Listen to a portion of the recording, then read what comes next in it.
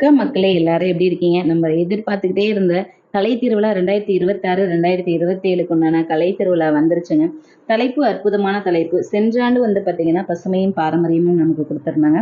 இந்த வருஷம் இளையோர் திறன்னு சொல்லி குடுத்துருக்காங்க. 1வதுலேருந்து 2வது வரைக்கும் வந்து பார்த்தீங்கன்னா, 9 போட்டியும், 3வதுலேருந்து 5வது வரைக்கும் 15 போட்டிகளும், 6 முதல் 8ஆம் வகுப்பு வரை 18 போட்டியும், 9, 10க்கு 32 போட்டி, 11, 12க்கு 32 போட்டிகள்னு சொல்லிட்டு அதிகப்படியான போட்டிகள் குடுத்துருக்காங்க.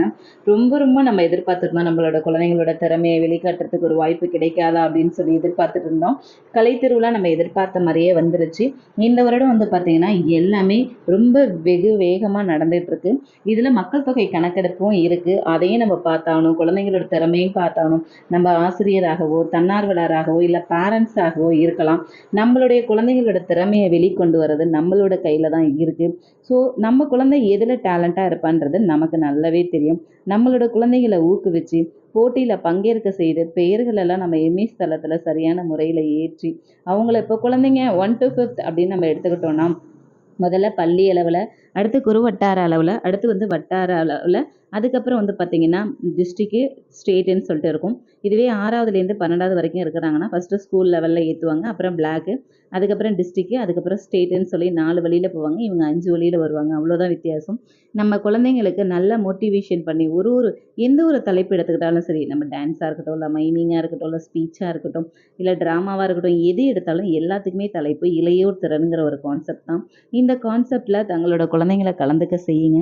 நிறைய விஷயங்கள் வந்து பார்த்தீங்கன்னா, இளையோர் திறன்ல நிறைய சாதிச்சிருக்காங்க. எல்லாரும் யோசிப்பீங்க, இளையோர் திறன்னா என்னன்னு சொல்லிட்டு. நம்ம குழந்தைங்க தாங்க இளையோர்கள்.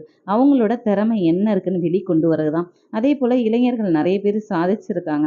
அவங்களோட சாதனைகளையும் நம்ம எடுத்து வச்சு ஒரு ஒரு போட்டியிலையும் நம்ம கலந்துக்க வைக்கலாம். அதிகப்படியா வந்து பார்த்தீங்கன்னா, தங்களோட குழந்தைகளோட திறமைய, தனித்துவமான திறமைய நம்ம வெளிக்கொண்டு வந்தோம்னு வச்சு பார்த்துக்கோங்களேன். அதுவே பெரிய விஷயம். அதுவே வந்து குழந்தைங்களுக்கு ஒரு பெரிய உத்வேகமாகவும் இருக்கும். இந்த வருஷம் கலை திருவிழால குழந்தைங்கள கலந்துக்க வையுங்க. கலந்துக்கிட்டு வெற்றி பெற்று கலையரசு விருது வாங்குறதுக்கு என்னோட மனமார்ந்த வாழ்த்துக்கள். உங்களோட குழந்தைங்க எந்த வகுப்பு படிக்கிறாங்க? என்ன போட்டியில கலந்துக்க போறாங்க? அப்படிங்கிறதையும் மறக்காம கமெண்ட் பண்ணுங்க. நீங்க என்னவா இருக்கீங்க? குழந்தைங்களுக்கு ட்ரெய்னிங் பண்ணிட்டு இருக்கீங்களா? ஸோ வேற ஏதாவது டவுட் வேணுமா? என்ன மாரி கேட்கணும் அப்படின்னாலும் கண்டிப்பா கமெண்ட்ல கேளுங்க. நான் உங்களுக்கு பதில் சொல்றேன். Thank you.